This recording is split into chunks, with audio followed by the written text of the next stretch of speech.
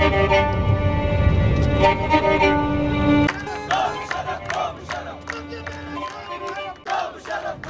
मई पाकिस्तानी सियासी तारीख का तशद्दुद का एक ऐसा भयानक दिन जो शायद कभी ना भुलाया जाएगा। इस दिन पाकिस्तान के सबसे बड़े शहर कराची की सड़कों पर मुसल्लह लोगों का राज था जो शहर में खून की होली खेल रहे थे, अमलाक और गाड़ियों को जला रहे थे।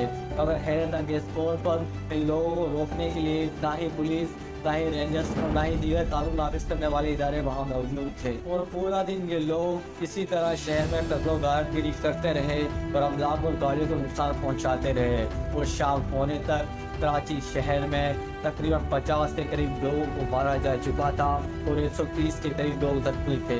आखिर ये 12 मई का सानिया क्यों और कैसे हुआ, आज हम इसी के बारे में जानेंगे।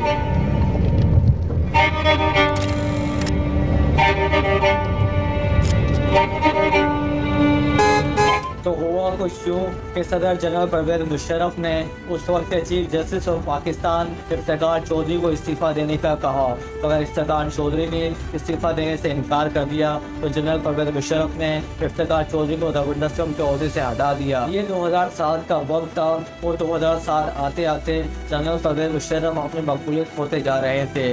उनकी मकबूलियत में कमी लाने के लिए तो वाक़यात का जिक्र बहुत अहम है।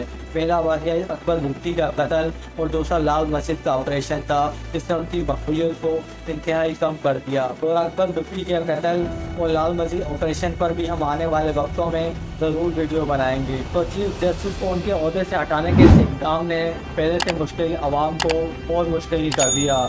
जनरल परवेज़ मुशर्रफ के खिलाफ पूरे मुल्क में मुजाहरे हो रहे थे और जगह जगह हड़तालें की जा रही थी। ओहदे से हटाए जाने वाले chief justice of Pakistan Iftikhar Chaudhry को बहाल कराने के लिए वकील उनके शाना बचाना खड़े थे, पर इफ्तिखार चौधरी जगह जगह जलसे कर रहे थे।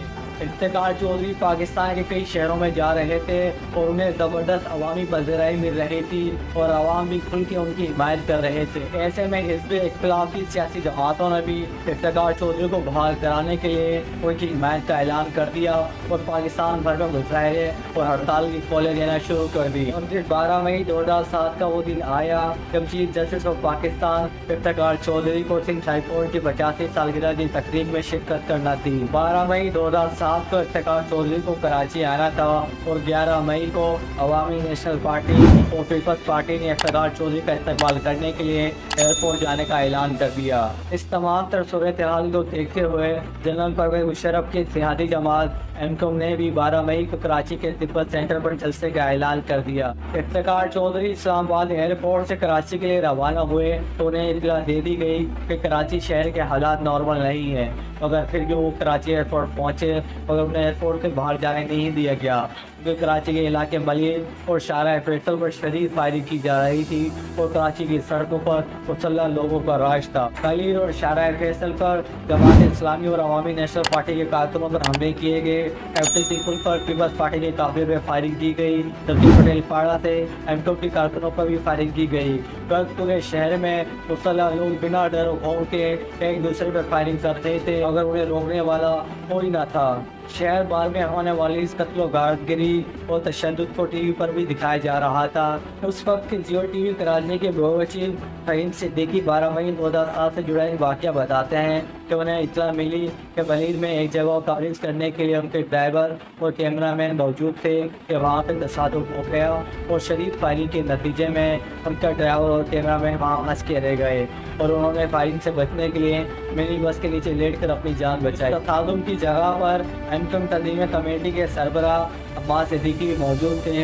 यादव फ़हीम सिद्दीकी ने अब्बास सिद्दीकी से रब्ता किया और उन्हें कहा कि हमारे कोई साथी इस जगह पर फंसे हुए हैं, तो अब्बास सिद्दीकी ने कहा कि आप आइए अपने लोगों को ले जाइए, उन पर कोई फायरिंग नहीं की जाएगी। फ़हीम सिद्दीकी जब वहाँ पहुँचे तो वहाँ जगह जगह मुसल्लह लोग मौजूद थे और शदीद फायरिंग हो रही थी।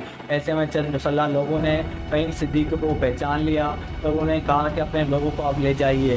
फ़हीम सिद्दीकी ने फ़ोन करके अपने ड्राइवर और कैमरामैन को बुलाया जो मिनी बस के नीचे जान बचाने के लिए लेटे हुए थे।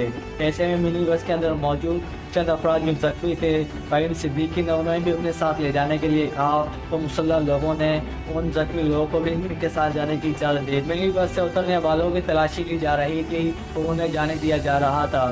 انہی لوگوں میں سے 4 افراد ایک گاڑی میں بیٹھ کر جانے لگے، اس گاڑی کو روکا گیا، ان 4 افراد کو باہر نکالا گیا اور پھر ایک مسلح شخص نے جس کے دونوں ہاتھوں میں ہتھیار تھے اس نے شدید فائرنگ کر کے ان 4 افراد کا قتل کر دیا۔ اس واقعے سے آپ اندازہ لگا سکتے ہیں کہ 12 مئی کو کراچی میں کس قدر بھیانک طریقے غارت گری کی گئی تھی۔ اسی طرح کا ایک اور واقعہ ثابت طلعت حسین بھی بتاتے ہیں جو 12 مئی 2007 کو RTV کے ڈائریکٹر تھے۔ انہوں نے بتایا کہ گرو مندر میں واقع انہوں نے اپنے دفتر کی چھت پر کیمرے لگا کر فائرنگ کرنے والوں کو لائیو RTV چینل پر دکھا رہے۔ RTV چینل کے مالک کا فون آیا کہ مشیر داخلہ وسیم اختر کہہ رہے ہیں کہ آپ لائیو توہین دکھانا بند کر دیں، مگر طلعت حسین نے لائیو توہین دکھانا بند نہیں کی۔ اس دوران فائرنگ کرنے والوں نے کیمرے کی طرف گولیاں چلانا شروع کر دی۔ اس پر طلعت حسین نے اپنا کیمرہ مین کو نیچے آنے کا کہا اور کیمرہ وہیں نصب کرنے کا کہا۔ اس دوران ایک مرتبہ پھر سے RTV چینل کے مالک کا طلعت حسین کو فون آیا کہ مشیر داخلہ وسیم اختر کہہ رہے ہیں کہ آپ لائیو توہین دکھانا بند کر دیں ورنہ ہم آپ کو بھی نہیں چھوڑیں گے، مگر طلعت حسین فائرنگ کرنے والے کو لائیو RTV پر دکھا رہے تھے۔ اس دوران فائرنگ کرنے والوں نے کیمرے کے اوپر گولی مار کر کیمرے کو بھی توڑ دیا۔ اس بارے میں جب وسیم اختر سے پوچھا گیا انہوں نے کس طرح کی کسی بھی چیز کی تردید کی اور کہا کہ اگر انہوں نے RTV چینل کے مالک کو دھمکی دی ہے تو انہوں نے کال ریکارڈنگ تو کی ہوگی، اس کال ریکارڈنگ کو عوام کے سامنے پیش کیوں نہیں کرتے۔ ان تمام تر واقعات سے سیاسی جماعتوں کے ان الزامات کو تقویت مل رہی تھی جن میں وہ کہہ رہے تھے کہ 12 مئی کے لیے MTM ہی ذمہ دار ہے۔ MTM کا کہنا تھا کہ 12 مئی سے وہ سب سے زیادہ متاثرہ فریق ہے کیونکہ ان کے 14 قاتل شہید ہوئے، اگر 12 مئی کے لیے ہم ذمہ دار ہیں تو ہمارے 14 قاتلوں کو کس نے شہید کیا۔ بہرحال الزامات کا سلسلہ اسی طریقے سے جاری تھا کہ بھی ڈاکٹر فاروق ستار جو MTM کے سینئر ترین رہنما تھے ان کا ایک بیان اخبارات کی زینت بنا جس میں وہ اعتراف کر رہے تھے کہ سانحہ 12 مئی میں MTM ملوث تھی۔ وکی لیکس نے انکشاف کیا کہ ڈاکٹر فاروق ستار نے امریکی ناظم الامور کو یہ بتایا ہے کہ سانحہ 12 مئی میں MTM کے کچھ کارکن ملوث تھے۔ ڈاکٹر فاروق ستار نے کہا کہ MTM کے کارکنوں کے علاوہ صدر جنرل پرویز مشرف، پاکستانی خفیہ ایجنسی ISI اور سندھ کے کچھ جاگیردار وڈیرے اور دیگر سیاسی جماعتیں بھی سانحہ 12 مئی میں ملوث تھی۔ بات صرف یہیں پر ختم نہیں ہوئی، اب کہانی میں مزید ایک اور ٹوسٹ آنا باقی تھا۔ پولیس نے یہ دعویٰ کیا کہ وسیم اختر جو سب مشیر داخلہ تھے انہوں نے یہ اعتراف کر لیا ہے کہ سانحہ 12 مئی کو جو کچھ بھی ہوا وہ میرے ہی کہنے پہ ہوا۔ Chief justice of Pakistan Iftikhar Chaudhry کا استقبال کرنے والوں پر فائرنگ وسیم اختر کے کہنے پر ہی ہوئی۔ پولیس کے اس دعوے کو پاکستان کے بڑے بڑے میڈیا چینلوں نے ایک بریکنگ نیوز کے طور پر نشر کیا۔ وسیم اختر نے اعتراف کر لیا ہے۔ پولیس کا دعویٰ ہے کہ سابق چیف جسٹس کے استقبال کے لیے آنے والوں پر فائرنگ کا حکم MQM کے رہنما وسیم اختر نے دیا۔ وسیم اختر کو اس وقت گرفتار کیا گیا ہوا ہے اور بہرحال chief justice of Pakistan Iftikhar Chaudhry جو کراچی ایئرپورٹ پر موجود تھے شہر میں ہونے والی بھیانک قتل و غارت گری پر ایئرپورٹ پر محدود رہے اور شام تک وہ اسی ایئرپورٹ پر محدود رہے اور بالآخر وہ خطاب کیے بغیر ہی دوبارہ اسلام آباد دوڑ گئے۔ 12 مئی کی شام تک شہر کے حالات معمول پر تو نہ آ سکے، نہ ہی امن و امان قائم کیا جا سکا، مگر صدر جنرل پرویز مشرف کا ایک بیان ضرور سامنے آیا۔ میں یہ کہنا چاہتا ہوں کہ کراچی میں بھی عوام نے اپنی طاقت دکھائی، کیونکہ کوئی بھی رکاوٹ آئے گی